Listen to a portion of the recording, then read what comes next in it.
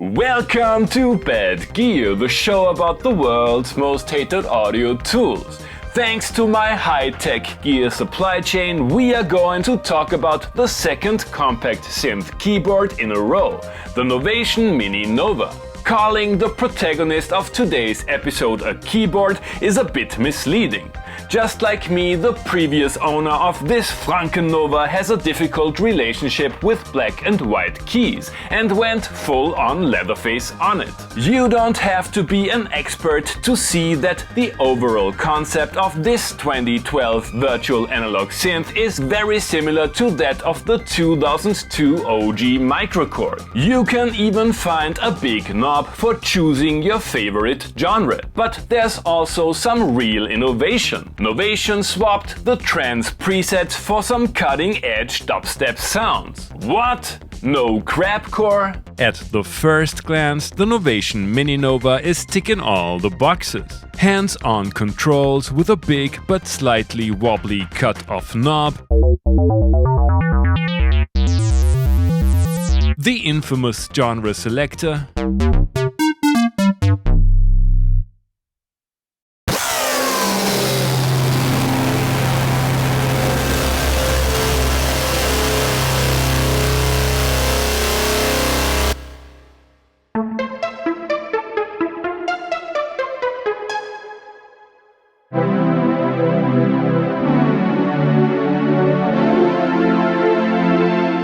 And a mysterious set of pads we will have a closer look at a little later. The performance section is very Microkorgy with freely assignable knobs and a debatable choice of parameters. Still, I can understand that Novation was proud of their virtual sync technology, which syncs the oscillators to, well, virtual ones. Fun fact, the matrix switch on this particular unit changes the pitch of all patches with a non-zero pitch band range. Which is strange as this switch isn't even on the same PCB as the wheel connectors. Maybe a side effect of the Frankennova treatment. Please leave a comment if you know a solution for that. However, the performance section doesn't cover all parameters and you have to, you guessed it, menu dive. The underlying polyphonic VA synth engine is deep, powerful and complex. 3 oscillators with classic and digital waveforms,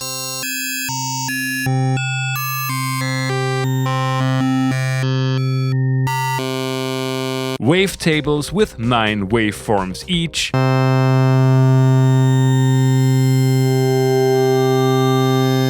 and a ring modulator,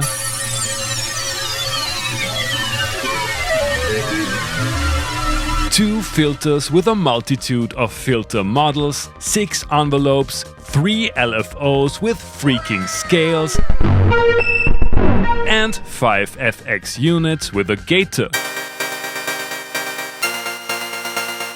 External inputs for line and mic signals are balanced and can be used as a modulation source for signal processing.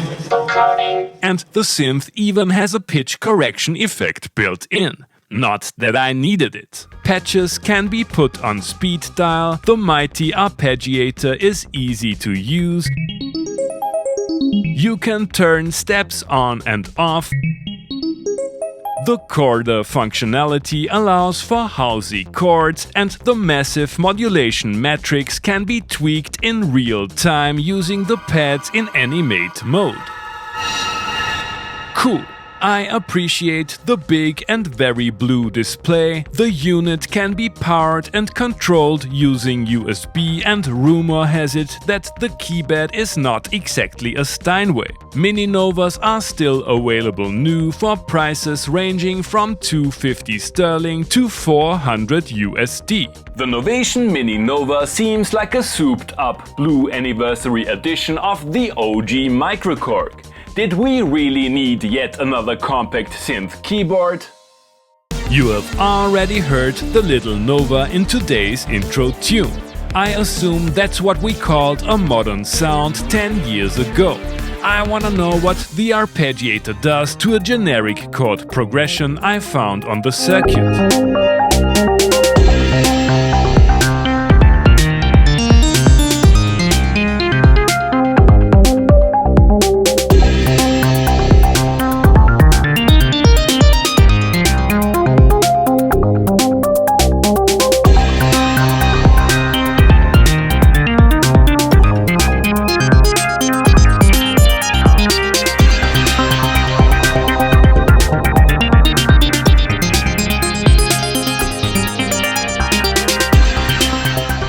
This sound might be too bright for some and just right for others, but you can't deny that it has a character of its own.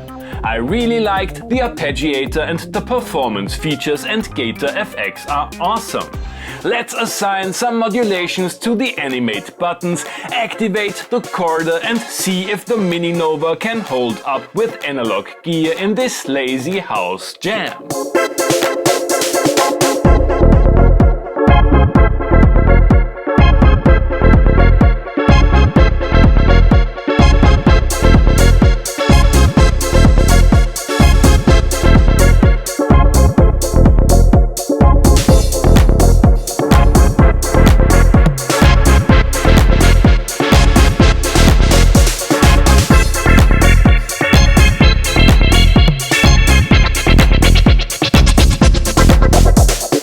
I would say it's up to the job. It's not always easy to find the sweet spot of the modulation matrix, so a little extra time for setting up the patches might be necessary. The combination of bright and upfront basic tones, an abundance of modulation possibilities, and a smooth filter is great for many styles of electronic music. Time to push it a little further in this no prisoners taken digital liquid light show retro hard trance workout.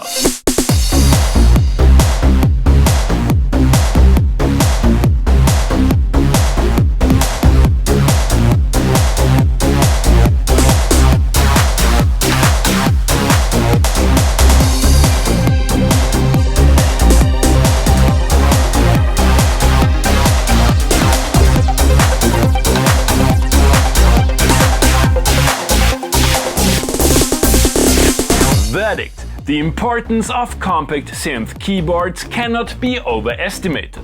While not perfect, they are powerful tools on the road and in the studio, a gateway drug for beginners, and, most importantly, they tend to sound much bigger than they seem.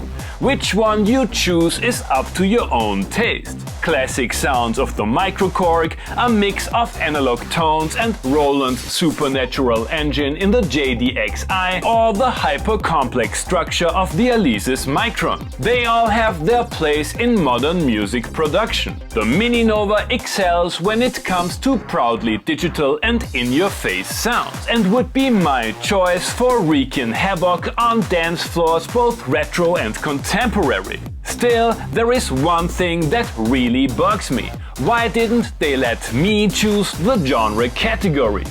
Thanks for watching and see you next time!